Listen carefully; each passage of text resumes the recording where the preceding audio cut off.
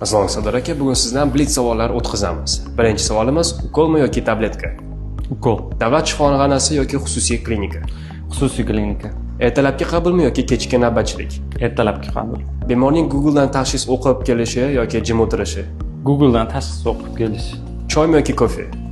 Charchaganda. Suv. Davolashni eng yaxshi ko'rgan bitta kasallingiz Insult. va davolashni yomon ko'radiganingiz? Insult. Oq xalatmi yoki tibbiy kostyum?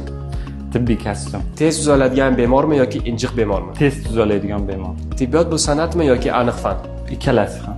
Eng uzoq davom etgan operatsiyangiz? 1,5 soat. Uyqumi yoki sevimli hobbi? Sevimli hobbi. Tibbiyotni tanlaganingizdan pushaymon bo'lganmisiz? Yo'q. Shifokor uchun eng muhim xislat: bilimmi yoki sabr? Sabr. Bemorlarga bitta asosiy maslahatingiz? Bemorlarga maslahatim, o'zingiz haqingizda qayg'uring. Agar sog'lig'ingizda qandaydir muammo bo'ladigan bo'lsa, bizga murojaat qilishingiz mumkin.